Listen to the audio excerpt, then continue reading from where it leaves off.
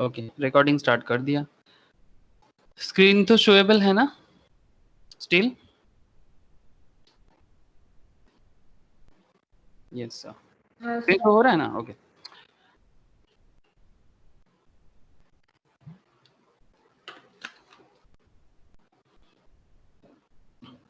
आज जो टॉपिक में बात करेंगे सोर्स ऑफ फाइनेंस में, जैसे कि अगर मैं आपको फिर से एक बार सोर्स ऑफ फाइनेंस का जो डेटा था उसको एक बार फिर से जो चार्ट है एक सोर्स ऑफ फाइनेंस के, एक बिजनेस को बिल्डअप करने के लिए क्या क्या सोर्स ऑफ फंड होना चाहिए, ठीक है। अगर मैं फिर से आपको उसको शो करता हूँ तो आपके सामने एक लंबा डेटा दिख रहा है, लेकिन जिसमें जो मेन जो थीम है उसके बारे में थोड़ा ज़्यादा डिस्कशंस कर लें, लाइक डेप्ट फाइनेंसिंग, जिसके बारे में लास्ट क्लास में चर्चा हुआ था। मैं वो क्लास भी आपसे शेयर कर लूँगा, आप एक बार फिर से देखिएगा। आप लोगों में से बहुत दिक्कत हो रहा है डेप्ट फाइनेंसिंग को समझने में, तो वेरी वाइटल चीज़ है, इंपॉर्टेंट है, तो प्लीज़ आप लोग थोड़ा देखिएगा। ओके, तो आज जो टॉपिक में डिस्कशन करेंगे इसका नाम है इक्विटी फाइनेंसिंग। क्या नाम है? Equity financing. Okay, equity, equity finance क्या होता है? ध्यान से सुनना, आपको पूरा, मैं बिजनेसमैन बनाना चाहता हूँ। मैं एक चीज़ कहता हूँ नॉर्मली मेरे स्टूडेंट से, ये मेरा बहुत दिन का आदत है, 4-5 साल से बोलते आ रहा हूँ कि whether you want to be CA और not, whether you want to be A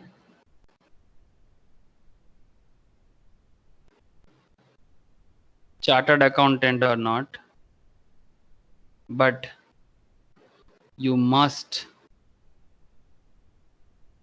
have a knowledge like a CA, like the CA। आप मेरा बात का गहराई को समझना। आप चार्टर्ड अकाउंटेंट बनना चाहो ना चाहो, it's fully up to you. जरूरी नहीं कि हर कोई चार्टर्ड ही बने, बट आपके अंदर चार्टर्ड जैसा नॉलेज होना बहुत जरूरी है। एक चार्टर्ड अकाउंटेंट को कॉमर्स लेवल में जो नॉलेज मिलता है, इसी के कारण इतना इतना इसका इतना वैल्यू होते हैं कॉमर्स लेवल में। कॉमर्स में ये highest level of knowledge gather करते हैं। इसके अलावा सीए में है, सीएस है, ये लोग भी नॉलेज गैदर करते हैं, बट इनको सबसे ज़्यादा मिलता है। इसके अलावा एमबीए इन फाइनेंस भी है, ठीक है, एमबीए इन फाइनेंस भी है, वो लोग भी अच्छा खासा नॉलेज रखते हैं। अगर आईआईएम वगैरह से हो तो ठीक है, मतलब Indian institute of management, MBA in finance अगर आप वहाँ से करते हो तो उनको भी कॉमर्स में काफ़ी हाई फाई नॉलेज रखता है। लेकिन फिर भी मैं एक चीज़ कहता हूँ कि नॉलेज लेने का अगर टाइम अगर आपको मिल रहा है तो अभी से क्यों नहीं, क्यों बाद में कर लेंगे? क्योंकि मेरे हिसाब से इतना लंबा एजुकेशनल फॉर्मेट का जरूरत ही क्या है। पुराने टाइम पे तो इतना लंबा फॉर्मेट होता नहीं था। ये 10th-12th तक पढ़ लिया ना बहुत है, क्योंकि इसके बीच में आपको इतना नॉलेज मिलने का मौका मिल जाता था। लेकिन आजकल क्या है ना जितना लंबा खींचो, जो भी हो, मैं बेसिकली कहना ये चाह रहा हूँ कि whether you want to be a CA और नॉट, अब और बनना चाहो ना चाहो, fully up to you, but आपके अंदर ना सीए जैसा नॉलेज होना बहुत जरूरी है, क्योंकि कॉमर्स में ये हाईएस्ट नॉलेज रखता है। सपोज आप एक बिजनेसमैन बनना चाहते हो, एक बिजनेसमैन को तो सबसे ज़्यादा नॉलेज होना चाहिए, उसके अंदर एक सीए का नॉलेज, उसके अंदर एक सीएस का नॉलेज, उसके अंदर एक कॉस्ट अकाउंटेंट का नॉलेज, उसके अंदर एक एमबीए का नॉलेज, सब होते हैं, तभी तो वो बिजनेसमैन होते हैं। आप मेरा बात का मतलब को समझना। आप लोग जो टॉपिक पढ़ रहे हो, that is a business environment या बिजनेस स्टडीज, है ना। बिजनेस एनवायरनमेंट और बिजनेस स्टडीज अलग अलग नाम से जाना जाता है, लेकिन मैटर एक ही है। ये बिजनेस एनवायरनमेंट हो या बिजनेस स्टडीज हो, आप इस मैटर को समझना कि एक बिजनेस मैन जो होता है ना, उसके अंदर हर तरह का नॉलेज होते हैं। ये सारा का सारा, एक चार्टर्ड को जो जानना है वो भी जानते हैं, सीएस को जो जानना होता है, मतलब कंपनी का लीगल मैटर्स भी वही हैंडल करते हैं, अकाउंट्स कॉस्ट भी वही देखते हैं, कॉस्ट भी वही देखता है, और फाइनेंस करने का जो पैटर्न है वही देखता है। तो बिजनेस मैन के अंदर ना सारा का सारा नॉलेज होते हैं। तो अगर आपको एक बिजनेसमैन बनना है तो मैं आपको बस इतना ही कह रहा हूँ कि आप हाईएस्ट लेवल ऑफ नॉलेज क्यों नहीं रखोगे। जैसे कि बहुत बहुत फेमस फेमस तो चार्टर्ड अकाउंटेंट है, कॉस्ट अकाउंटेंट भी है, जो अच्छा सा बिजनेस बिल्डअप किया है, बाद में वो अपना चार्टर्ड का प्रोफेशन किया ही नहीं, मतलब जो एक प्रैक्टिस चार्टर्ड होते हैं वैसा कुछ बना ही नहीं। ऐसा फेमस फेमस इंसान है। मैं मतलब आप कहना ये चाहता हूँ कि नॉलेज होना जरूरी है। बार बार एक ही चीज में फोकस कर रहा हूँ कि अगर आप मैटर को समझो, इस मैटर का जो गहराई है उसको जानो, तो अभी से स्टार्ट करो। क्यों बाद में हो जाएगा? बाद में कुछ नहीं होगा। जब क्रिकेट सिखाया जाता है ना, सचिन तेंदुलकर को जानते हो आप लोग? हेलो, नाम सुने हैं ना सचिन तेंदुलकर का? Yes. 16 इयर्स एज में इंडियन टीम के लिए खेला था। 16 ईयर, 16 साल की उम्र में। आप लोग सोच सकते हो, आप लोग मतलब 16 इयर्स एज से वो इंडिया के लिए खेलना चालू कर दिया। जब इसने क्रिकेट खेलना चालू किया था, तो उसका मतलब जो टीचर थे रमाकांत आचरेकर साहब, ठीक है, तो उनको क्या कहते थे कि भाई अभी तो तू ना थोड़ा धीमा बॉल खेल, ठीक है, मतलब ऐसा बोलता था क्या? वो मुंबई में प्रैक्टिस करता था। मुंबई में एक बहुत फेमस ग्राउंड है, ठीक है, आजाद मैदान बोल के, ठीक है, वहां पर प्रैक्टिस करते, नहीं, शिवाजी शिवाजी पार्क, हाँ, शिवाजी पार्क बोल के एक बहुत फेमस एरिया है। तो वो जब मानो कि 10 साल में खेलना चालू किया, तो उसको क्या बोला कि 10 ईयर्स है अभी तेरा, तो अभी ना थोड़ा हल्का हल्का प्रैक्टिस कर। ऑब्वियसली शुरू में थोड़ा हल्का ही प्रैक्टिस करेगा, लेकिन जब उसने खेलना सीख गया ना, तो उसको ऑटोमेटिकली बड़े लेवल के प्लेयर के साथ भी खेलना चालू कर दिया। तभी ना एक बच्चा 16 साल की उम्र में 140 किलोमीटर स्पीड बॉल खेलने का मौका मिला था उनको, मतलब खेलने फेस करना पड़ा था, चैलेंज लेना पड़ा था। पाकिस्तान का फेमस फेमस कुछ बॉलर था, वकर यूनिस, हाँ, आप लोग नाम सुने होंगे, वासिम अकरम, फेमस फेमस बॉलर, मतलब वर्ल्ड लेवल का, मतलब आज तक इन लोगों का सब्स्टिट्यूट नहीं बना। 140 150 की स्पीड में बॉल करता था, हाँ, और उसको सामना करता था ये 16 साल का बच्चा। थुतनी, मतलब जो थ्रोट है ना सर, थ्रोट, मतलब पूरा एकदम ना, मतलब तोड़ दिया था वाकर यूनिस का एक स्विंग ने 16 साल की उम्र में। तो ये लोग सोचा था कि सचिन का आगे कभी क्रिकेट खेल ही नहीं पाएगा। तो नवजोत सिंह सिद्धू साहब है, आप लोग नाम सुने होंगे सिद्धू का, हाँ, तो सिद्धू ऑपोजिट में बैटिंग कर रहा था, उसको बोला बेटा जा तू रेस्ट कर। बोले नहीं नहीं, वो मराठी लैंग्वेज में उसको बोला नहीं, हम खेलेगा, हम खेलेगा। आप सोच रहे हो मैं क्या बोल रहा हूँ कि सचिन सचिन मतलब कोई, मतलब ऐसा नहीं कि गोल्डन स्पून के साथ जन्म ले लिया और सचिन बन गया। मतलब बहुत मेहनत किया और शुरू से ही एकदम टॉप लेवल का मेहनत किया, तब जाके सचिन सचिन बना है। तो मैं आपको ये नहीं बोल रहा हूँ कि आप सचिन बनो, बट एटलीस्ट आप अपने लेवल में जो बनना है वो तो बनोगे, जो भी हो सर। चलो छोड़ो, मतलब समझ में आ जाए इतना काफी है सर, क्यों बोलते हो ये सब, समझ में नहीं आता। ओके, तो इक्विटी फाइनेंस पे ध्यान देते हैं। इक्विटी फाइनेंस जब भी हम लोग सीखेंगे तो इसमें बिजनेस का दूसरा पहलू है। हम लोगों ने डेब्ट फाइनेंस के बारे में भी सीखा, डेब्ट फाइनेंस ये भी एक फाइनेंस करने का जरिया था। आज बात करेंगे इक्विटी फाइनेंस।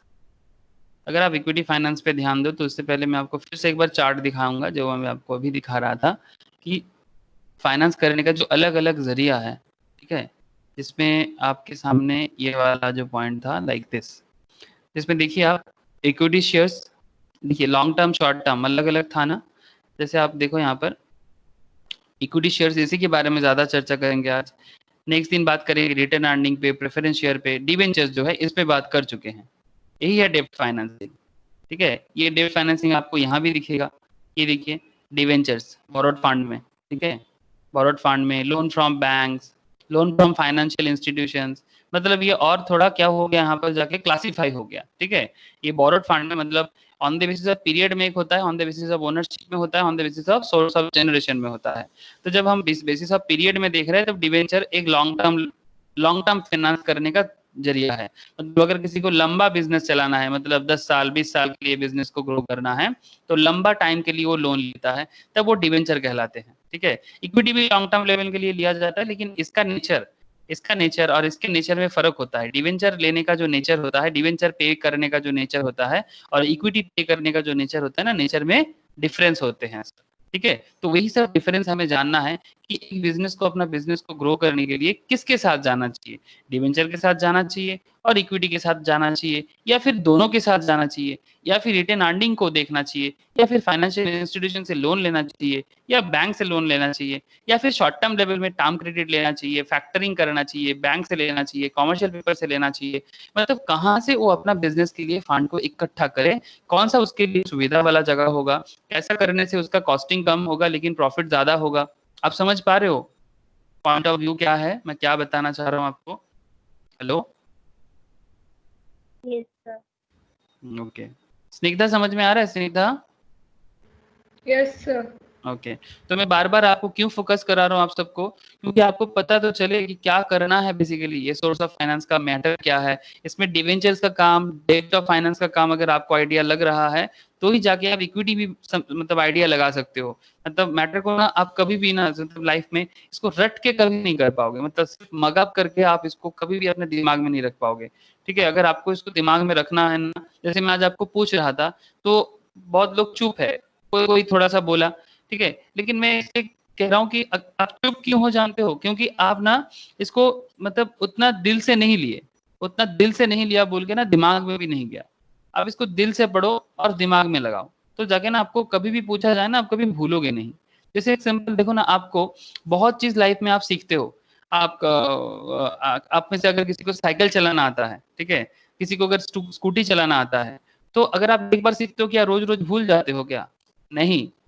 किसी को तो स्विमिंग भी आता होगा, स्विमिंग एक बार सीखता है तो क्या भूल जाते हैं? नहीं, बिकॉज वो जब भी सीखते हैं ना दिल से सीखते हैं, और दिल से सीखा हुआ चीज हमेशा दिमाग में रहते हैं। आप मेरा बात समझ रहे हो ना सर, कि हम लोग सीखने का टाइम पे ना ये सिर्फ एजुकेशन क्यों ऐसा चीज लगता है कि एजुकेशन के टाइम पे हम इसको ना दिल से नहीं सीखेंगे, करना है इसलिए करेंगे और फिर बाद में भूल जाएंगे क्योंकि यही इसका कैरेक्टर है। और फिर एग्जाम का 15 दिन पहले जस्ट 15 डेज बैक हम इसको बैठे बैठे बहुत पढ़ेंगे और फिर एग्जाम में 90% लेके निकल जाएंगे और हम सोचेंगे कि हमने बहुत बड़ा तीर मार दिया, बट ऐसा कुछ हुआ ही नहीं। जो भी हो, चलो छोड़ो। मैं आप लोगों से बोल रहा था, मेरे एक स्टूडेंट को सीबीएसई का यानी सॉरी आईएससी का, हाँ, उसको 92% मिला, तो मैं चौंक गया, इतना नहीं मिलना चाहिए था। आप लोगों से बात कर रहा था ना मैं इसके बारे में।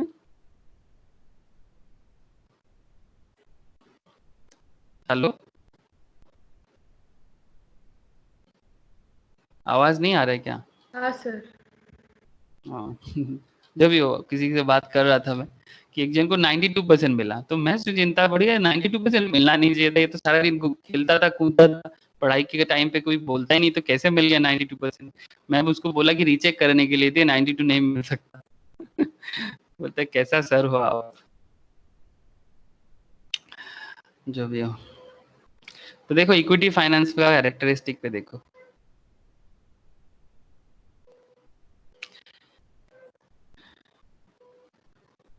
What is equity financing?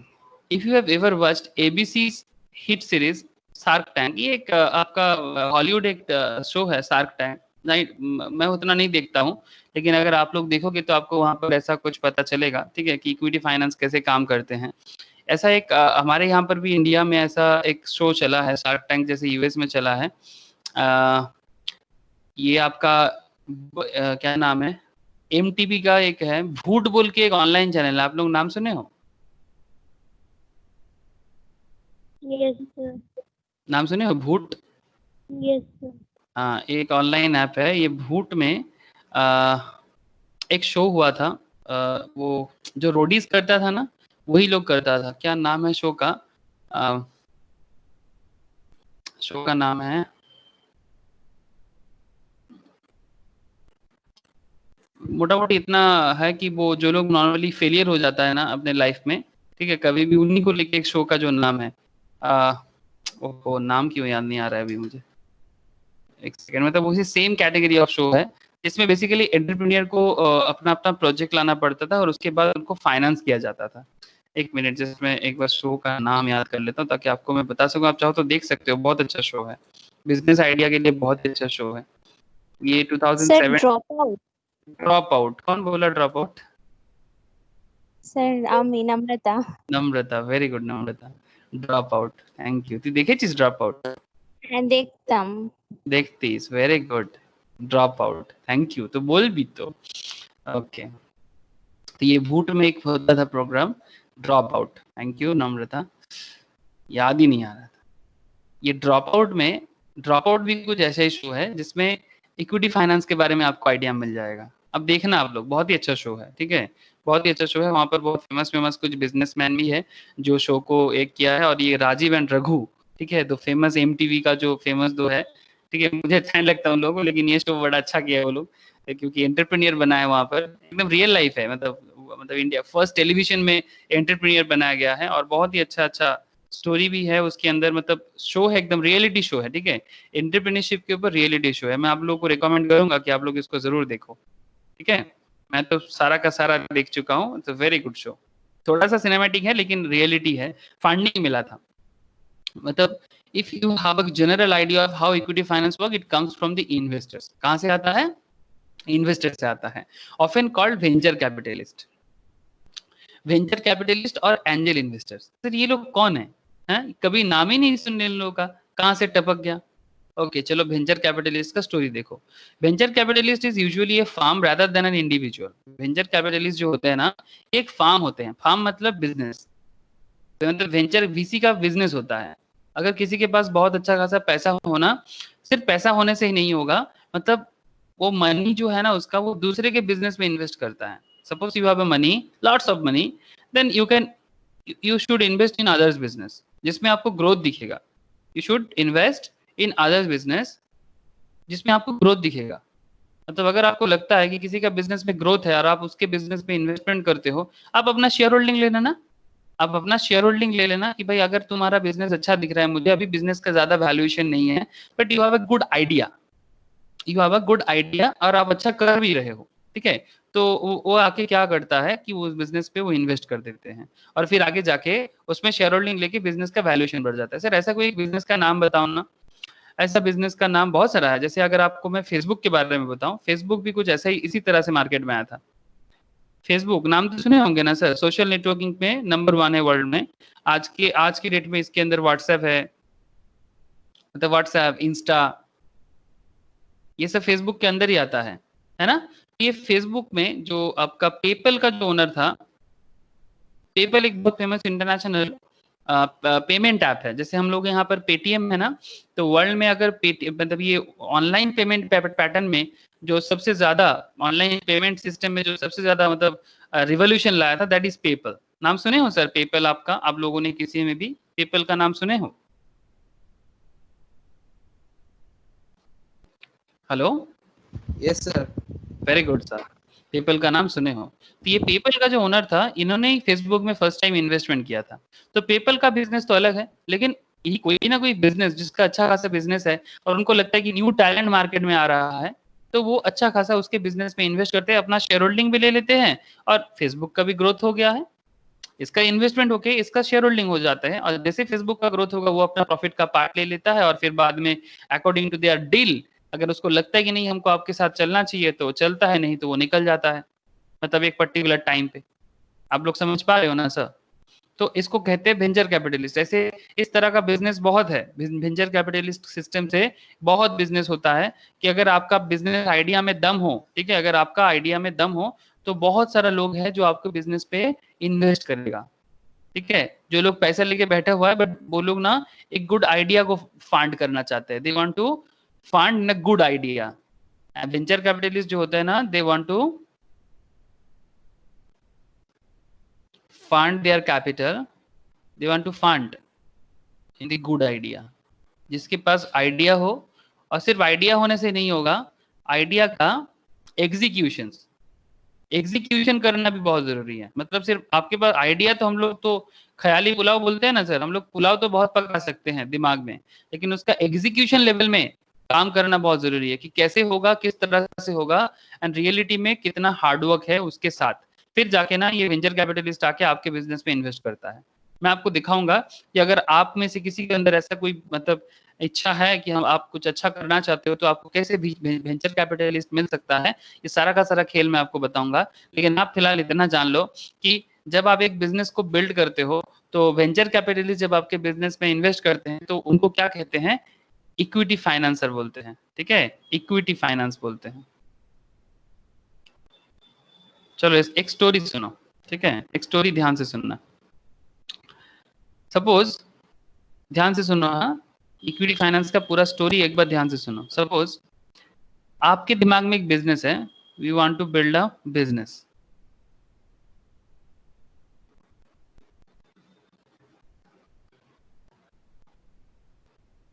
किस चीज का बिजनेस बनाओगे? मैं ही एक न्यू आइडिया लेता हूं, एक इनोवेटिव आइडिया, ठीक है। आइडिया क्या है? Organic cotton T shirt, organic cotton T shirt, नाम सुने हो ऐसा कभी? हेलो, कभी ऐसा नाम सुने हो ऑर्गेनिक कॉटन टी शर्ट?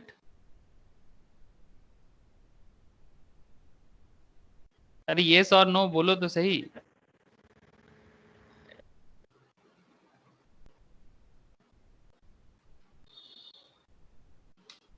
मेरा आवाज आ रहा है कि नहीं आ रहा है? Hello, Sir, I think I have heard. सुने हो स्निग्धा?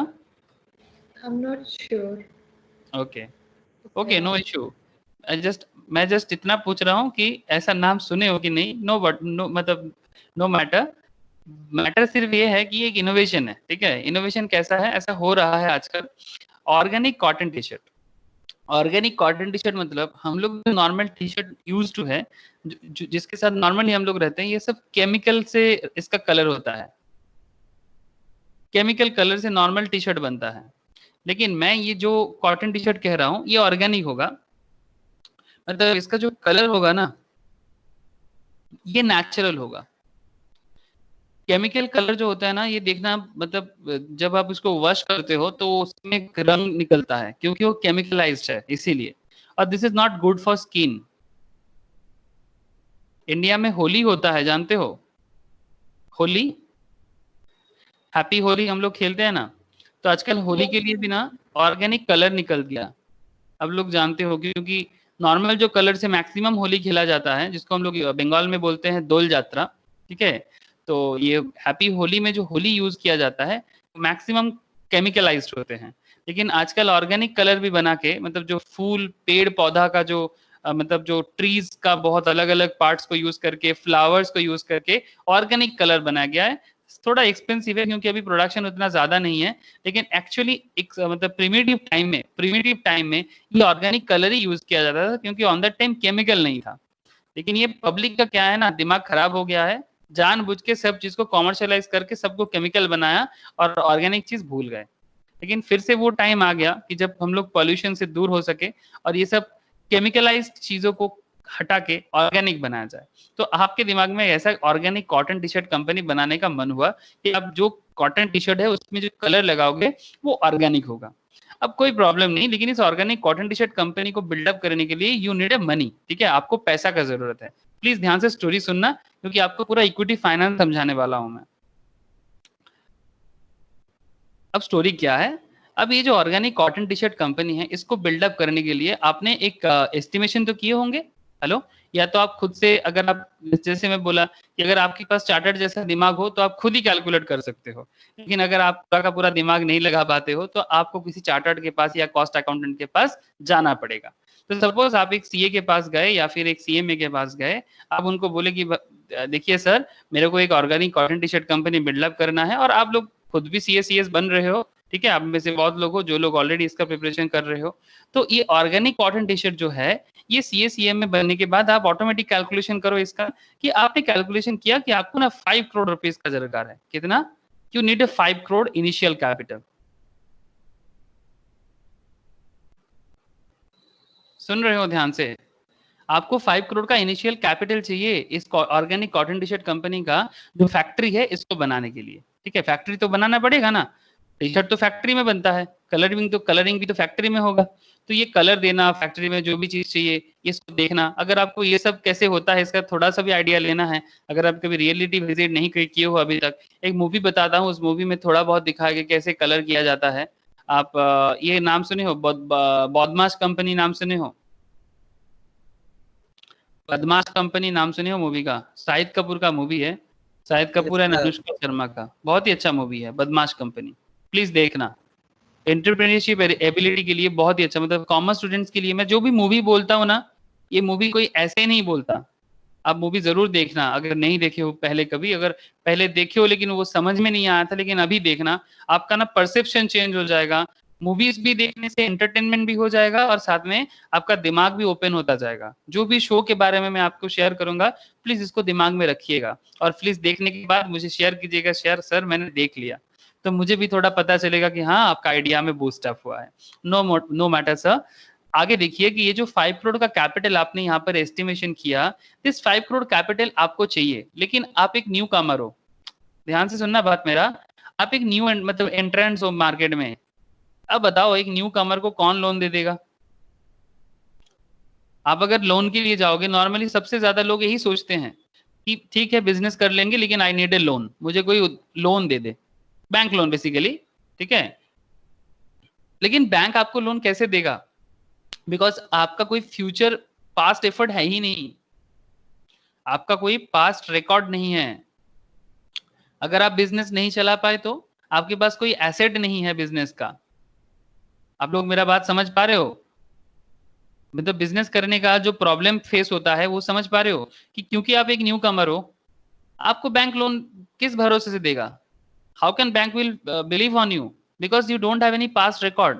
अब मन में सवाल आ सकता है, सर हर कोई तो कभी ना कभी नया होता ही है ना, मतलब each and every person should be must face this particular scenario, मतलब कभी ना कभी तो न्यू कमर रहे होंगे, तब उनको कैसे मिला था? एग्जैक्टली बैंक लोन तो नहीं मिला था, तब किससे मिला था? ध्यान से सुनना पॉइंट को। जब बैंक लोन तो ऑब्वियसली नहीं मिलेगा आपको, अगर आपका पापा का बहुत प्रॉपर्टी वगैरह हो that's a different issue, but आप जस्ट इमेजिन कर लो कि आपका पापा का कोई बहुत बड़ा प्रॉपर्टी नहीं है, ठीक है, आपका पापा नॉर्मल जॉब करते हैं, नॉट अ वेरी मतलब बहुत बड़ा प्रॉपर्टी वगैरह कुछ नहीं है, तो आपको लोन मिलना मुश्किल है।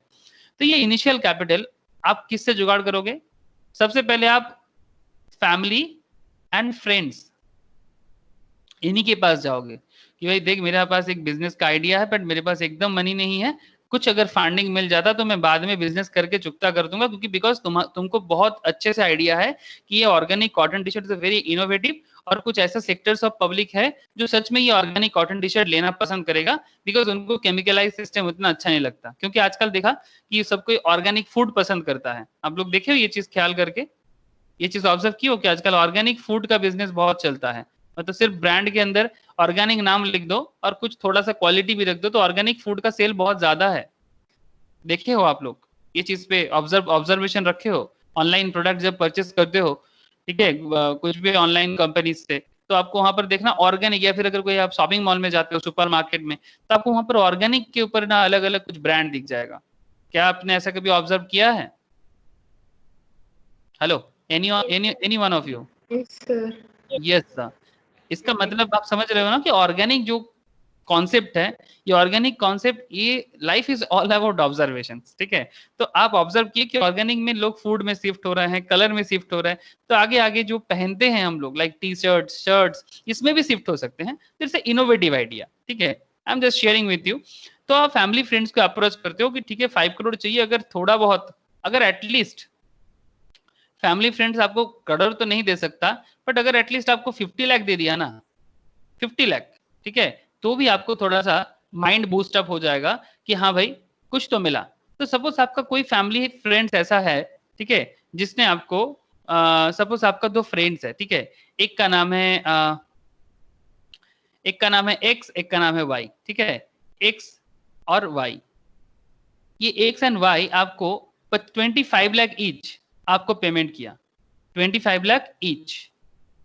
दोस्त लोग जो होते हैं ना, जो फ्रेंड्स होते हैं, वो बिजनेस पे आप पे उतना भरोसा नहीं है, वो सिर्फ दोस्ती की खातिर आपको ये पैसा दिया। आप पॉइंट समझ पा रहे हो? ये एक्स एंड वाई आपका जो 2 फ्रेंड है, ये दोनों आपको आपका बिजनेस के ऊपर भरोसा करके आपको लोन नहीं दिया। ये जो 50 लाख आपको दिया ना एक्स एंड वाई ने, ये दोनों आपका फ्रेंड है और ये आपको भरोसा नहीं करता। This is you. नाच रहे हो 50 लाख मिलने के बाद, भंगड़ा कर रहे हो, ठीक है, भंगड़ा समझते हो ना, फेमस पंजाबी डांस है, आप भंगड़ा कर रहे हो और आपको लग रहा है कि भाई दोस्तों ने मिलके मुझे 50 लाख दिया, एक ने दिया 25 लाख 25 लाख एंड वाई ने भी आपको दिया 25 लाख। लेकिन यहाँ पर सवाल ये उठता है, सर समझ में आया, लेकिन इससे इक्विटी फाइनेंस का क्या? सर यहाँ पर ये जो 2 आपका फ्रेंड है, आपके बिजनेस के ऊपर भरोसा नहीं किया, आपके ऊपर भरोसा करके आपको लोन दिया, तो इनको क्या कहते हैं जानते हो? This X and Y are called angel investors. Angel कौन होते हैं? वो हम लोग सुनते हैं ना कहानी, एंजल परियों की कहानी। हाँ, तो ये परी की तरह आया और आपको 25-25 लाख दिया क्योंकि इनका आपके बिजनेस के प्रति कोई मोह नहीं है, लेकिन फिर भी आप तो इनको रेस्पेक्ट दोगे ना। आपका 5 करोड़ का बिजनेस था, 5 करोड़ में 50 लाख कितना होता है, उतना परसेंटेज का शेयर होल्डिंग आप उनको दे दोगे, मतलब 25 लाख ईच करके आप ऑब्वियसली दोगे, क्योंकि जब जो आप पे ब्लाइंडली बिलीव कर सकता है, एंजल इन्वेस्टर्स ना थोड़ा ब्लाइंडली बिलीव करता है, तभी तो एंजल है, पूरा विश्वास नहीं करता कि ठीक है फ्रेंड है कुछ करेगा बोल रहा है, चलो इस पे बिलीव करके देखते हैं। लिटिल बिट ब्लाइंड बिलीव इनका होता है, लिटिल बिट ब्लाइंडली बिलीव इनका होता है। तो जो आपको थोड़ा बहुत जब आप कोई कुछ नहीं थे तब आप पे जो विश्वास करते हैं ना, वो आपकी जिंदगी में एंजल होते हैं। हम लोग बोलते हैं ना आप तो मेरी लाइफ में एंजल हो, ठीक है, क्यों बोलते हैं, क्योंकि वो आपके लाइफ में एंजल होते हैं। एंजल को हम लोग कहीं मतलब स्टारों में ढूंढते हैं या फिर कहानी में ढूंढते हैं, एक्चुअली एंजल वो होते हैं जो विदाउट एनी कंडीशन हमें प्यार करते हैं, जो विदाउट एनी मतलब एक्सपेक्टेशन हमें प्यार करते हैं, वो हमारे लाइफ के एंजल होते हैं। चाहे वो हमारे लाइफ में हमारा पेरेंट्स हो, हमारे लाइफ में हमारा ब्रदर्स हो, सिस्टर्स हो, गर्लफ्रेंड हो, बॉयफ्रेंड हो, ठीक है, बिकॉज वो मतलब जो सच में जब आप कुछ नहीं थे तब जब जो आपको सपोर्ट किया है, तो जब आप बन जाओगे तब कितना सपोर्ट होगा, ठीक है, उनको कहते हैं एंजल लाइफ में। हर एक के लाइफ में ना एक ऐसे एंजल होते हैं पर्सनल लाइफ में, और ऐसे ही जब आप कोई बिजनेस करना चाहोगे ना तो भी आपको ऐसा एंजल मिल जाता है। जो कोशिश करते हैं ना उनको हमेशा मिल जाता है, कोशिश करने वालों की कभी हार नहीं होती, ठीक है, कोशिश करने वालों की कभी हार नहीं होती। आप लोगों ने की कविता सुने हरिवंश राय बच्चन जी का, कि नन्ही चींटी दाना लेकर चलती है, चढ़ती दीवारों पर 100 बार फिसलती है, लेकिन फिर भी उसकी मेहनत बेकार नहीं होती, क्योंकि कोशिश करने वालों की कभी हार नहीं होती। इसका मतलब आप समझ रहे हो, कोशिश करोगे तो एंजल मिल जाता है लाइफ में। मतलब मन में सवाल चल रहा होगा कि क्यों मुझे कोई 50 लाख दे देगा, अरे दे देगा रे बाबा, दे देगा। 5 करोड़ का बिजनेस है, 50 लाख मिला ना, मतलब स्टार्ट तो मिल गया। एक चीज हमेशा याद रखना, अगर आपको अपने लाइफ में 5000 स्टेप्स लेना है, 5000 स्टेप्स लेना है, तो एक चीज हमेशा याद रखना, उसके लिए 1 स्टेप लेना बहुत जरूरी है। जिसको 5000 स्टेप चलना है ना, उसको 1 स्टेप लेना भी जरूरी होता है। तो ये 50 लाख आपको मानो कि वो 1 स्टेप है आपके बिजनेस का, आपका बिजनेस पे अभी ग्रोथ आना चालू होगा। इसको क्या कहेंगे, एंजल इन्वेस्टर्स। जैसे कि अगर आप नोट में देखो या फिर आपका जो भी स्टडी मैट है आपको वहां पर भी दिख जाएगा, ये टॉपिक बहुत फेमस टॉपिक है। और रियल लाइफ के हिसाब से आपको मैं स्टोरी सुना दिया, और क्या चाहिए आपको, venture capitalist and angel investors. तो यहाँ पर आपको मैंने एंजल इन्वेस्टर्स के बारे में बताया। समझ में आया एंजल इन्वेस्टर कौन है? Hello, okay, Yes, sir. ये है एंजल इन्वेस्टर्स। अगर एंजल इन्वेस्टर्स आपको पता हो गया, अब मैं आपको धीरे धीरे वेंचर कैपिटलिस्ट समझाऊंगा, मतलब स्टेप बाय स्टेप में आता हूँ, ठीक है। तो यहाँ पर एंजल इन्वेस्टर्स कौन हो गया, आपका इक्विटी फाइनेंस, ठीक है। मतलब इसको आपने क्या दिया, आपके बिजनेस में 5 करोड़ में 50 लाख जितना परसेंटेज होता है, आप खुद कैलकुलेट करके देख लो, उतना परसेंटेज का शेयर होल्डिंग आप उनको दे दिए, ठीक है। तो जितना परसेंटेज का उनका शेयर होल्डिंग है, उतना परसेंटेज का शेयर होल्डिंग आप 50 लाख, आप हिसाब करके बताओ तो कोई मुझे कि 50 लाख 5 करोड़ में कितना होता है, please please tell me, 50 lakh 5 crore में कितना परसेंटेज होता है?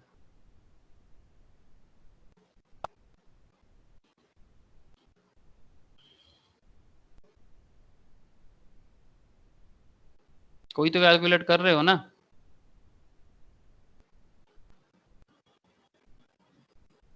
सर 10% होता है। 10% होता है, ठीक है, 10% होता है। इसका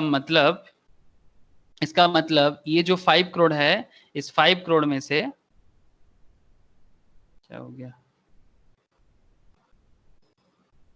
ये जो 5 करोड़ है यहाँ से ये जो 10% बोला ना, 10%, दैट मीन्स एक्स को मिला, मतलब यहाँ पर 5% ईच 25 लाख ना, तो टोटल कंपनी का जो शेयर होल्डिंग है ये हो गया 5% शेयर होल्डर। कैसा share holder sir, equity share holder, equity share holder. और ये क्या हो गया, ये भी 25 लाख का, ये भी हो गया 5% का शेयर होल्डर। हेलो, समझ में आया? 25 लाख देखिए दोनों ही हो गया 5% का शेयर होल्डर, 5% ईच, ठीक है। इसका मतलब आपका कंपनी का जो टोटल वैल्यूएशन है, जितना जितना आपका कंपनी का वैल्यूएशन बढ़ेगा, ठीक है, जैसे समय के साथ आपका बिजनेस का वैल्यूएशन चेंज होगा, ये 5 करोड़ से आगे आगे निकलेगा तो जितना वैल्यूएशन चेंज होगा उसके हिसाब से वो 5%, मतलब इनका 25 लाख आज है ना, तो इनका भी आगे आगे धीरे धीरे 25 लाख बढ़ के और भी सामने जाएगा। ये मैं आपको शो करता हूँ कि कैसे चेंज हो सकता है ये वैल्यूएशन। तो एंजल इन्वेस्टर्स को भी अपना फायदा मिलना चाहिए तब, क्योंकि जो आपको बिना कुछ समझे आपको भरोसा किया, तो ये हो गया आपका इक्विटी फाइनेंस का पहला पड़ाव। आपको समझ में आया ना? What is the equity finance में सबसे पहले कौन आया? इक्विटी फाइनेंस में सबसे पहले आया आपको खुद को छोड़ के, ठीक है? आप तो अपना बिजनेस में पैसा थोड़ा बहुत लगाओगे, आपको अपने आप को छोड़ के आप भी इक्विटी शेयर होल्डर हो। जो आप कौन हो? आप इक्विटी शेयर होल्डर हो, साथ में आपका मेन रोल है आप प्रमोटर हो। आप प्रमोटर हो, आप बिजनेस को प्रमोट कर रहे हो। You are the promoter, you are the promoter. और इसके अलावा जो दूसरा लोग है उसमें सबसे पहले आता है एंजल इन्वेस्टर्स। अब आपका बिजनेस मानिए कि थोड़ा बहुत रनिंग होना चालू हुआ, थोड़ा बहुत 50 लाख से आप थोड़ा बहुत बिजनेस को रनिंग किए, रनिंग करके आपका बिजनेस में ना आप 50 लाख में 2 स्टोर बनाए, ठीक है, एक फैक्ट्री थोड़ा बहुत लगाए, तो 1 to 2 years आपका बिजनेस में ना ग्रोथ चालू हो गया। 1 से 2 साल बीता, मतलब 1 or 2 year लेटर, ठीक है, 1 or 2 year लेटर जब आपका बिजनेस में ग्रोथ आ गया, ठीक है, आपका दुकान चलने लगा, आपने जो शॉप ओपन किया था ना, आपका जो शॉप है ना वो रनिंग हो गया। अब जब आपका बिजनेस रनिंग हो गया, मतलब एंजल जैसा सिचुएशन नहीं है। एंजल तो तब आपको भरोसा किया था जब आपका कुछ नहीं था, लेकिन अब जब रनिंग शॉप है आपका, जैसे मानो कि मैं कोलकाता में अगर बात करूं, सपोज कोलकाता में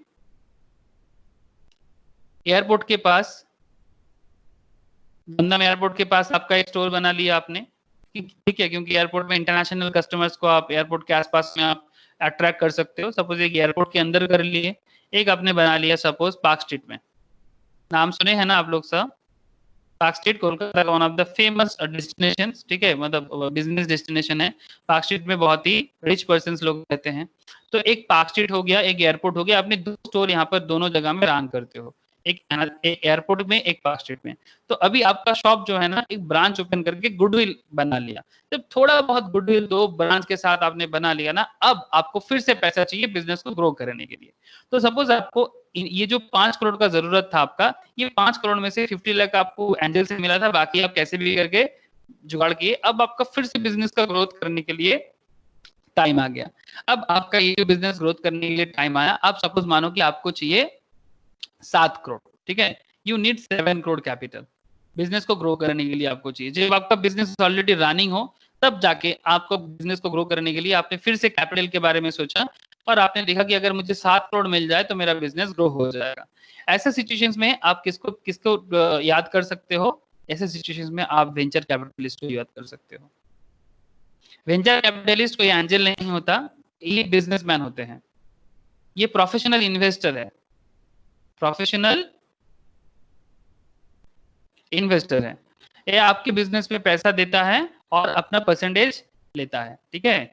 तो आपका बिजनेस का अगर करंट वैल्यूएशन 5 करोड़ है, ठीक है, जो मतलब बिफोर वेंचर कैपिटलिस्ट, तो आप जो मुझे हिसाब करके बताओ, वेंचर कैपिटलिस्ट बोल रहे हैं 7 करोड़ तो देंगे, लेकिन बदले में 14% शेयर होल्डिंग लेंगे। कितना लेंगे? 14% शेयर होल्डिंग, मतलब इक्विटी शेयर होल्डिंग। हाँ, तो क्या कहेंगे सर? Equity share holding.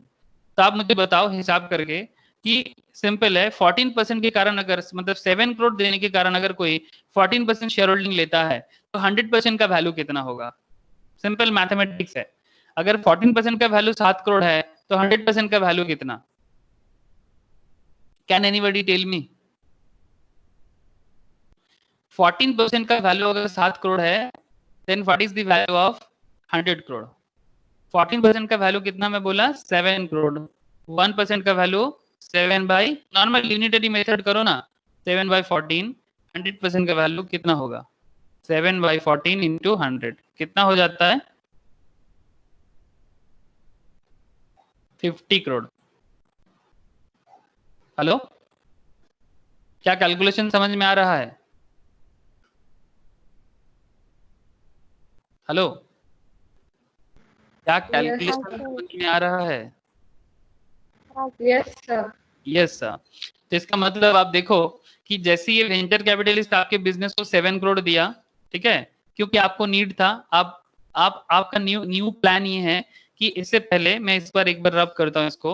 अब देखो आपका पुराना सिचुएशन आप सोचो एक बार, एंजल का पैसा देने के बाद आपने अपने बिजनेस को जो ग्रोथ किया था उसमें आपने टू शोर मतलब शॉप्स, ठीक है, कोलकाता का 2 जगह में, वन इन पार्क स्ट्रीट, एक पार्क स्ट्रीट में और एक दमदम एयरपोर्ट में, ओके, एक एयरपोर्ट में आपने दोनों जगह में अपना बिजनेस का 2 शॉप्स मतलब दोनों जगह में अपना फ्लैग लगाए थे एक तरह का, और आपका एक फैक्ट्री भी था, one factory suppose in interior area of any Kolkata, ठीक है, कोलकाता का कोई इंटीरियर एरिया में आपने एक फैक्ट्री लगाया था। फैक्ट्री हमेशा इंटीरियर में ही लोग करते हैं क्योंकि लो कॉस्ट होते हैं, ठीक है, तो वन फैक्ट्री, ये आपका था पुराना बजट। अब जो न्यू बिजनेस आपको ग्रो करना था उसके लिए आपको क्या चाहिए, 7 करोड़। ये 7 करोड़ से आपने सोचा कि बिजनेस डिमांड ग्रो हो रहा है, अनदर वन फैक्ट्री और एक फैक्ट्री, ठीक है, वन फैक्ट्री था, फिर से एक फैक्ट्री आपको चाहिए और अनदर 2 शॉप्स एटलीस्ट। ये 2 शॉप्स आप कोलकाता में नहीं, ठीक है, आप इंडिया के किसी दूसरा सिटी में बनाना चाहते हो, ठीक है, सपोज ये जो 2 शॉप है, एक आप मुंबई में करना चाहते हो और अनदर आप बैंगलोर में करना चाहते हो, बेंगलुरु, ओके, मुंबई एंड बेंगलुरु, बेंगलोर नहीं बेंगलुरु, ये मतलब नया नाम है इसका, एक्चुअली मतलब इसी नाम से जाना जाता है। ये तो ब्रिटिश लोग आके नाम को बैंगलोर कर दिया था, नाम बेसिकली बेंगलुरु है, और बॉम्बे नहीं था नाम, मुंबई मुंबा देवी के नाम से है। ये दुर्गा माता का एक जंगली रूप है, मतलब एक ट्राइबल रूप है, मुंबा देवी के नाम से है मुंबई, जानते हो आप लोग। ये बॉम्बे ना तो वो लोग ब्रिटिश लोग दे दिया था, जो भी हो। तो 2 shops, one in Mumbai another is Bengaluru. तो ये 7 करोड़ से आपका ये न्यू प्रोजेक्ट है, लेकिन ये 7 करोड़ आपको कौन देगा, वेंचर कैपिटलिस्ट देगा। ध्यान से समझ में आया है ना, वेंचर कैपिटलिस्ट, वीसी कहते हैं इनको। ये जो वेंचर कैपिटलिस्ट है, ये वेंचर कैपिटलिस्ट आपको बोल रहे कि हाँ भाई I am ready to pay you 7 crore, मतलब पे नहीं, I ready to invest, I am ready to invest 7 crore, but in return हमें क्या चाहिए, इन रिटर्न आई वांट, मतलब वेंचर कैपिटलिस्ट बोल रहा है I want 14% share holding, 14% share holding, क्या share holding, equity share holding, equity share, 14% equity share चाहिए आपके बिजनेस पे। तो मैंने आपको अभी हिसाब दिखाया कि जैसे ही इसने बिजनेस पे 7 करोड़ दिया और बदले में 14% शेयर होल्डिंग मांगा, ऑटोमेटिकली आपका बिजनेस वैल्यूएशन कितना हो गया,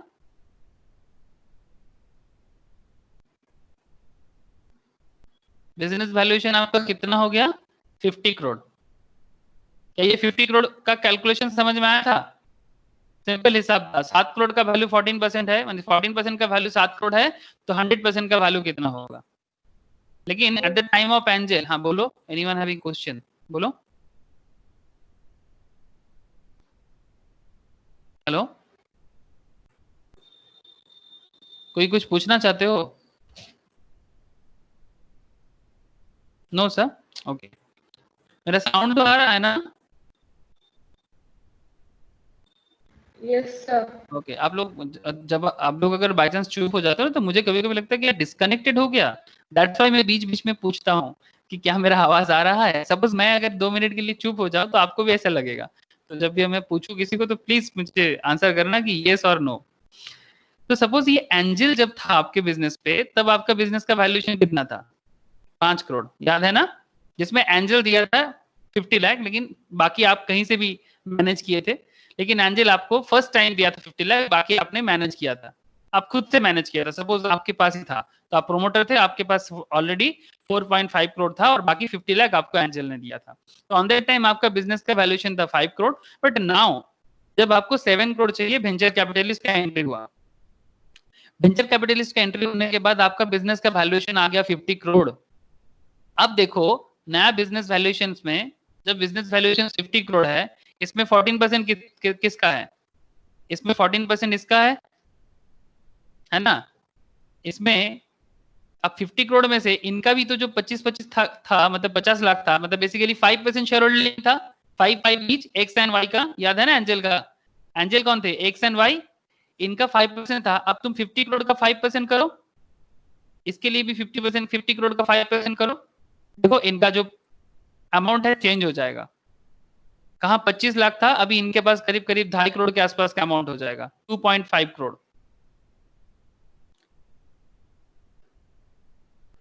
हेलो, समझ में आ रहा है? हाँ सर। किस तरह से बिजनेस में इन्वेस्ट करके लोगों का इनकम होता है, क्यों लोग बिजनेस में इन्वेस्ट करना चाहते हैं, why angel investors want to invest in any other's business, though he personally don't want to build that, but if anyone have any good idea, angel investors wants to invest in their business because they believe on them or they believe on their idea, but little bit blindly. Okay, they don't want any kind of past effort from you, but they just believe on you and they invest in your business without any previous experience of your side. They are called angel investor. But in case of venture capitalist, वो आपके ऊपर blindly believe नहीं करेगा, वो आपका past effort दिखेगा। अगर आपका पास्ट एफर्ट के बाद, जैसे कि आपका जब एंजल आया तब आप ऑलरेडी एक एस्टेब्लिश बिजनेसमैन हो, कोलकाता में पार्क स्ट्रीट या फिर एयरपोर्ट साइड में आपका 2 स्टोर है, आपका एक फैक्ट्री था, उस हालत में वो बिजनेस में 7 करोड़ इन्वेस्ट करने के लिए रेडी है because you want 7 crore, but in return venture capitalist want 14% share holding. But जैसे ही वेंचर कैपिटलिस्ट ने बिजनेस में एंट्री लिया और 14% शेयर होल्डिंग उनका हुआ, ऑटोमेटिकली बिजनेस का वैल्यूएशन ग्रो होके 50 करोड़ हो गया। और जैसे इसका बिजनेस का वैल्यूएशन 50 करोड़ हो गया, ऑटोमेटिकली बाकी जो ओल्ड इन्वेस्टर्स है like X and Y and even your investing also, वो भी ग्रोथ हो गया।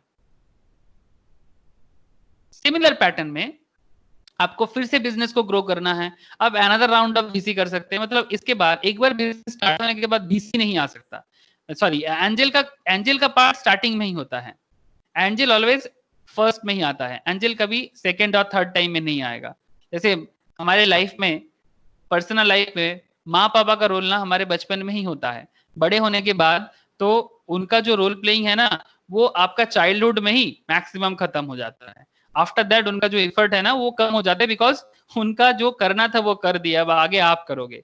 लेकिन हाँ, जब बिजनेस को आगे फर्दर मूव ऑन करना है तो आप बिजनेस को फर्दर ग्रोथ करने के लिए, फर्दर ग्रोथ बिजनेस के लिए आप अनदर, मतलब VC 1, मतलब पैसे पहला राउंड मानिए कि VC 1 था, venture capitalist 1, venture capitalist 2, venture capitalist 3, ऐसा करके मोटा मोटी जब आपका रिक्वायरमेंट 50 करोड़ तक होता है ना, अप टू 50 करोड़ अगर आपका रिक्वायरमेंट है तो आप VC राउंड चला सकते हो। आप मेरा बात समझ रहे हो? अगर आपका रिक्वायरमेंट 50 करोड़ तक है तो आप VC राउंड चला सकते हो, वेंचर कैपिटलिस्ट का राउंड। लेकिन अगर आपका मतलब रिक्वायरमेंट 50 करोड़ क्रॉस कर देता है, ठीक है, बियॉन्ड 50 करोड़ क्रॉस हो जाता है या फिर 100 करोड़ क्रॉस हो जाते हैं, आजकल कोई कोई वेंचर कैपिटलिस्ट 100 करोड़ तक भी सपोर्ट दे देता है। ठीक है सर, ऐसा कुछ नाम बताओ ना जो वेंचर कैपिटलिस्ट का काम करते हैं, मैं आपको अभी शो करता हूँ, जस्ट वेट। 100 करोड़ अबव में हो जाने से ना आपके बिजनेस में जो न्यू इक्विटी शेयर होल्डर जाएगा उसको कहते हैं प्राइवेट इक्विटी। क्या कहते हैं?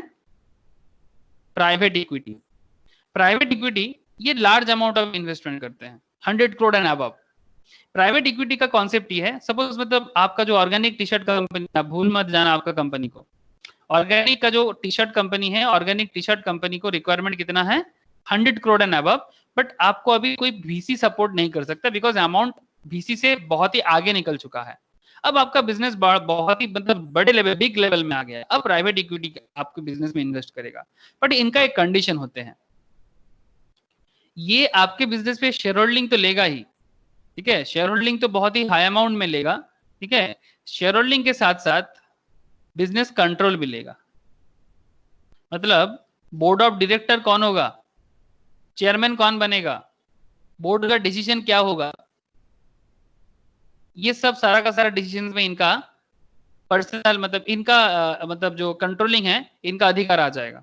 ठीक है, बोर्ड ऑफ डायरेक्टर कौन है, बोर्ड ऑफ चेयरमैन कौन होगा, ईच एंड एवरीथिंग में डिसीजन मेकर में भी ये आ जाएगा, क्योंकि ये लार्ज अमाउंट इन्वेस्ट करते हैं ना, तो ये बोर्ड का काम पे बहुत ही ज्यादा दखल अंदाजी करेगा। मतलब ये इसका प्रॉस एंड कॉन्स हो गया सर।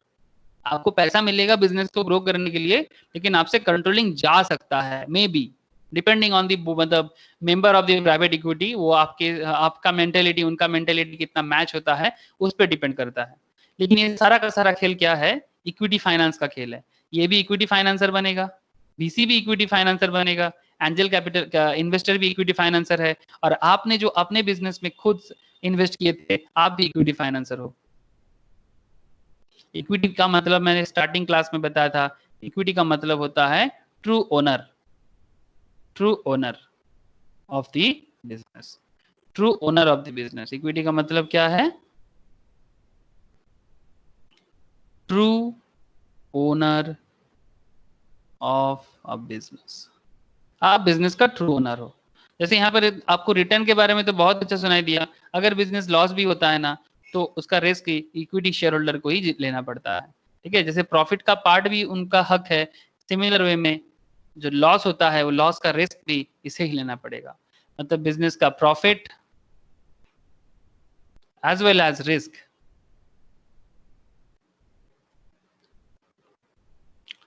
दोनों खेल इक्विटी को लेना पड़ता है। लेकिन डेब्ट फाइनेंस में जो पैसा देता है, डेब्ट फाइनेंस में जो मतलब पैसा देता है बिजनेस को, जैसे कि बैंक, जैसे कि बैंक को अपने प्रॉफिट से कोई लेना देना नहीं है। Bank don't have any connection with your business profit, वो सिर्फ अपना इंटरेस्ट से मतलब रखता है। Bank just need interest, they just need their interest. मतलब उसको जो उसने लोन देने से पहले ही आपको बोला था वो प्री डिटरमाइंड है कि I need 14% interest, I need 14% interest. आपने जितना लोन लिए आप बदले में मुझे 14% इंटरेस्ट दे देना। अगर 10 लाख का लोन लिए, if you take a 10 lakh loan, then just return them in 1 year. 1 year में आप उनको 14% रिटर्न दे दो। 10 लाख का 14% जितना होता है कितना हो जाएगा? 1,40,000, है ना। तो जितना आपने लोन लेंगे उसका रिटर्न वो प्री डिटरमाइन रेट में आप बैंक को लोन वापस कर दो। एनबीएफसी के केस में भी वैसा ही होता है, पर रिटर्न अमाउंट मतलब लोन का अमाउंट थोड़ा हाई होते हैं, लोन का अमाउंट थोड़ा हाई होते हैं, इंटरेस्ट अमाउंट थोड़ा ज्यादा होते हैं। सर बताओ सर, कॉन्सेप्ट क्लियर, क्लैरिटी आ रहा है कि नहीं, प्लीज मुझे बताना।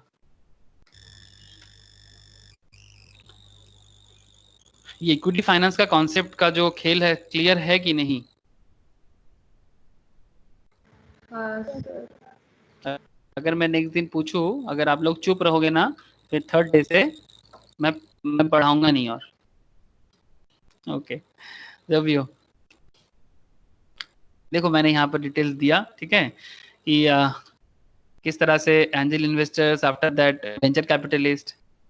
एंजल इन्वेस्टर्स देखो यहाँ पर बताया गया है, angel investors by contrast are normally wealthy individuals who want to invest a smaller amount of money into a single product instead of building a business.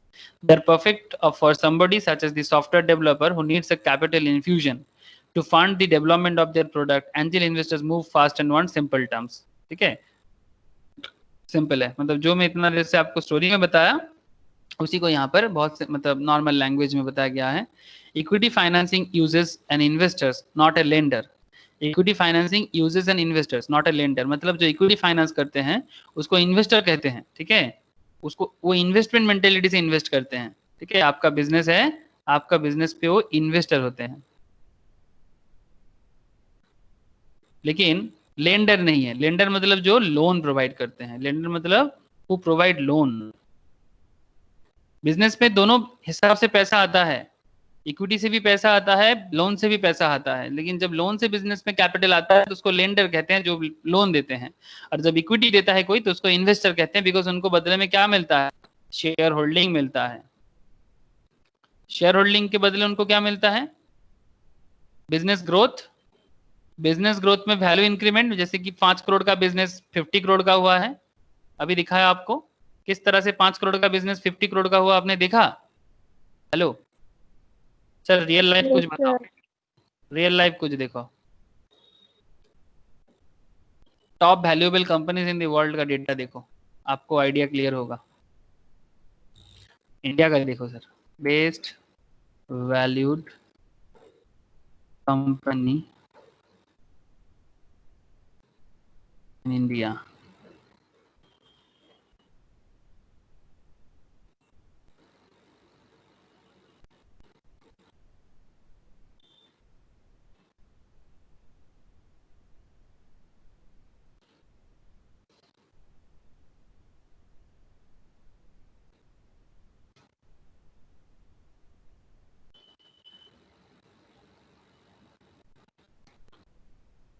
ये देखो, list of most valuable companies in India. इसमें TCS है, HDFC है, ये 2018 का data है, ठीक है।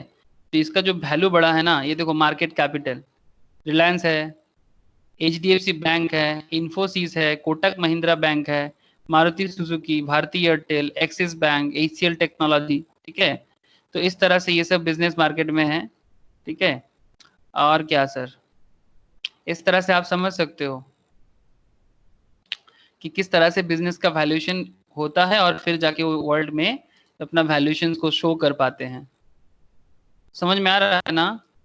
यही तरीका है, मतलब कोई भी बिजनेस रातों रात तो बड़ा नहीं हो जाता ना, टाइम लगता है बिजनेस को ग्रो करने में। जैसे वो बिजनेस ग्रो होता है तो समय के साथ साथ वो बिजनेस इसी तरह से ग्रो करता है। मैं आपको एक बिजनेस दिखा रहा हूँ जिसका वैल्यूएशन वर्ल्ड में बहुत ही हाई फाई वैल्यू है उसका। ये कंपनी का नाम है, सऊदी का कंपनी है, सऊदी आरामको। नाम सुने हो आप लोग? ये कंपनी का नाम सुने हो आप में से कोई? Saudi Aramco? नहीं सर। नहीं? देखो क्या कंपनी है, देखो। Saudi Aramco, officially the Saudi Arabian Oil Company, is a Saudi Arabian multinational petroleum and natural gas company based in Dhahran, Saudi Arabia. It is one of the largest company in the world by revenue.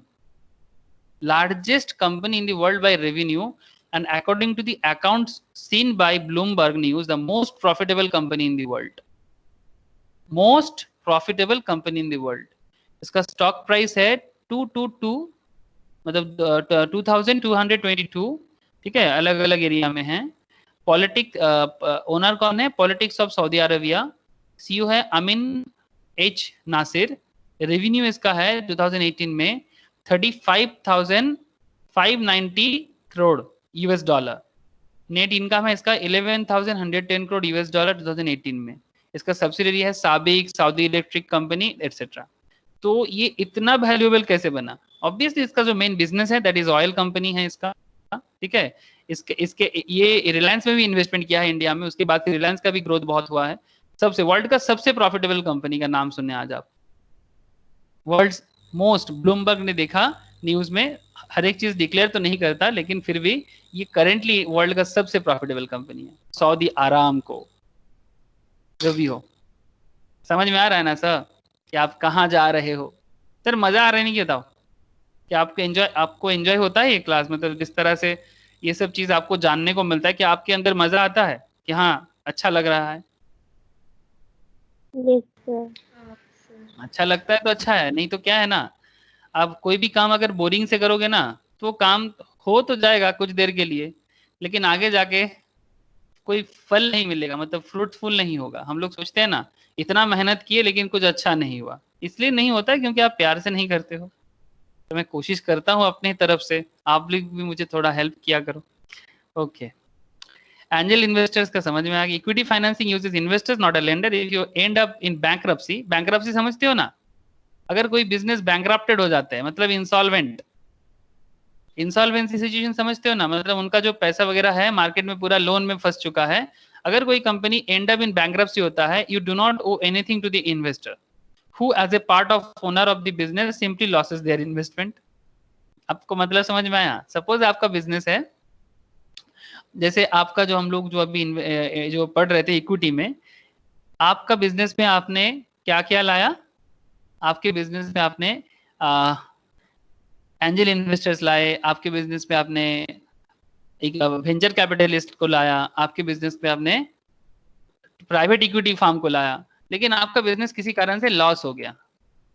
तो क्या इनको repay करना जरूरी है?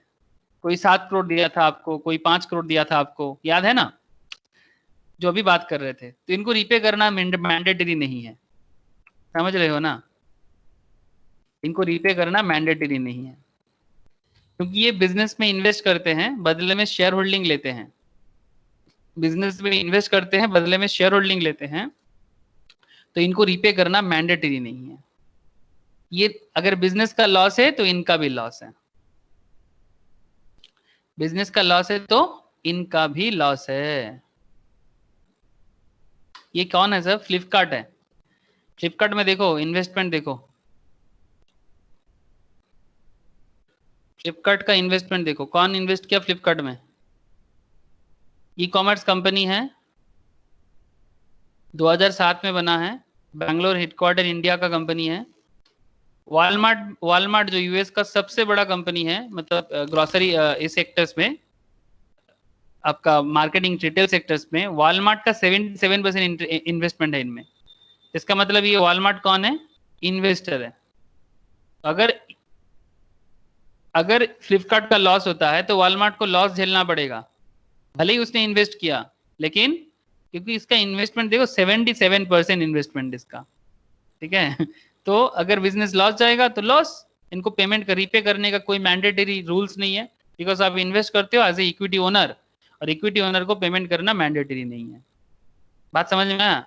इसका देखो Alexa ranking मैंने बताया, ऑनलाइन रैंकिंग में वर्ल्ड में 165 में आता है, इंडिया में 21 में।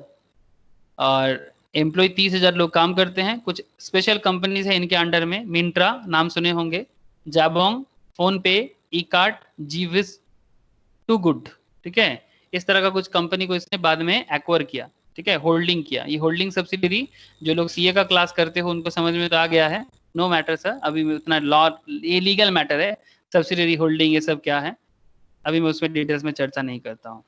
ओके, तो जो भी हो सर, इक्विटी फाइनेंस का पूरा खेल आपको क्लियर हो गया। अब देखो एडवांटेज ऑफ इक्विटी फाइनेंसिंग में, बस कुछ किताबी बातें हैं सर, स्टोरी क्लियर है तो किताबी बात एकदम नॉर्मल लग जाएगा। Funding your business through investors has several advantages, including the following. The biggest advantage is that you do not have to pay back the money if your business enters bankruptcy. Or investors are not creditors; they are partial owner in your company, and because of that, their money is lost along with your company. You do not have to make monthly payments, so there is often more liquid cash on hand for operating expenses. Investors understand that it takes time to build a business. You will get the money you need without pressure of having to see your product or business thriving within short amount of time. ये सब advantages होते हैं अगर आप business में equity finance करते हो तो। लेकिन कुछ डिसएडवांटेज भी है इक्विटी फाइनेंस करने का। कैसा डिसएडवांटेज सर? हर चीज का मैं आपको बोलता हूं ना कि सिक्का का दो पहलू है, one is head another is tail. तो अगर ये सब हेड था तो टेल क्या है? Similarly, there are a number of disadvantages the company with equity financing, including how do you feel about having a new partner? अगर आपके बिजनेस में कोई नया पार्टनर आ जाए, जैसे फ्लिपकार्ट को बनाया था, क्या हुआ देखो, कैसे फील होता है ये फ्लिपकार्ट आपको बता देगा। फ्लिपकार्ट में क्या हुआ, फ्लिपकार्ट को बनाया कौन? देखो एक बार डेटा देखो, आपको अभी समझ में आ जाएगा। जो मैं आपको बता रहा हूँ एकदम रियल लाइफ डेटा है। फ्लिपकार्ट को बनाया कौन? देखो, दो IITians ने बनाया, सचिन बंसल एंड बिनी बंसल। देख रहे हो प्लीज? ये सचिन एंड बिनी ब्रदर नहीं है रे बाबा, फ्रेंड्स है, ठीक है, ब्रदर नहीं है, बंसल टाइटल मतलब कोइंसिडेंस है। ये दोनों फ्रेंड्स मिलके फ्लिपकार्ट को बनाया, लेकिन इन्हीं का तो मैक्सिमम शेयर होल्डिंग या ओनरशिप होना चाहिए, लेकिन करंट ओनर कौन है? वॉलमार्ट है। तो इन्होंने सोचा था कि अपने बिजनेस को ग्रो कर देगा, तो ग्रो किया, ग्रो करने के लिए इक्विटी फाइनेंस किया। इक्विटी फाइनेंस में वर्ल्ड का सबसे बड़ा कंपनी इनको फाइनेंस कर दिया। क्यों? वॉलमार्ट का सबसे बड़ा कंपटीटर कौन है जानते हो? अमेजन। अमेजन को दिखा, अमेजन वर्ल्ड का सबसे बड़ा कंपनी ऑनलाइन में, तो वॉलमार्ट ऑनलाइन में अच्छा नहीं है। उसने देखा India is a big market, Flipkart India में अच्छा कर रहा है, अमेजन को कम्पीट कर रहा है, तो वॉलमार्ट ने सोचा क्यों ना हम फ्लिपकार्ट के साथ आ जाए और अमेजन को कम्पीट कर दे। तो सचिन बंसल, विनी बंसल ने सोचा कि क्यों ना वॉलमार्ट को ऑब्वियसली मतलब लाया जाए इंडिया में और हमारे बिजनेस में इन्वेस्ट करने दिया जाए। तो जब ज्यादा पैसा मिलता है तो आपको क्या लगता है भाई, अच्छा है, और कंपनी का वैल्यूएशन अच्छा होगा तो इन दोनों को अच्छा खासा पैसा मिल जाएगा। जैसे 5 करोड़ का बिजनेस 50 करोड़ का हुआ था, याद है ना? How a 5 crore business becomes a 550 crore business with in 2 years। तो इस तरह से अगर ये लोग बिजनेस डालेगा तो देखो इसका रेवेन्यू देखो 43,615 करोड़, ये रेवेन्यू है 2019 का, तो वैल्यूएशन तो और कितना होगा। तो सचिन बेनी ने सोचा कि अगर वॉलमार्ट को दे देता हूं तो अच्छा होगा, लेकिन अभी बदकिस्मत ये है कि वॉलमार्ट आने के बाद बोर्ड का जो डिसीजन है उसके साथ इन लोगों का बना नहीं प्रॉपर वे में। तो अभी ओनर कौन हो गया? ओनर हो गया वॉलमार्ट, सचिन और बिनी निकल गया फ्लिपकार्ट से। ये लोग अभी फ्लिपकार्ट का सिर्फ शेयर होल्डर है, बोर्ड में नहीं है, समझ रहे हो? तो जैसे ही अगर आप अपना पार्टनरशिप बांटोगे तो ऑटोमेटिकली डिसीजन मेकिंग नहीं होगा और बिजनेस से आपका जो कंट्रोलिंग है वो छूट जाएगा, जो यहाँ पर हुआ है। मतलब जो प्रमोट किया बिजनेस को, जिसने बिल्ड किया बिजनेस को, आज उसका बिजनेस में उतना ज्यादा इफेक्ट नहीं है जितना इसका वॉलमार्ट का है। इफेक्टिवनेस कम हो गया। Do you all get my point? Yes, sir. Sir.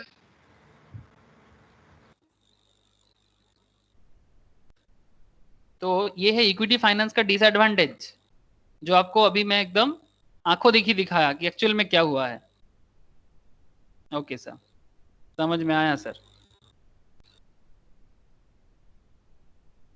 Next point should be, और क्या है?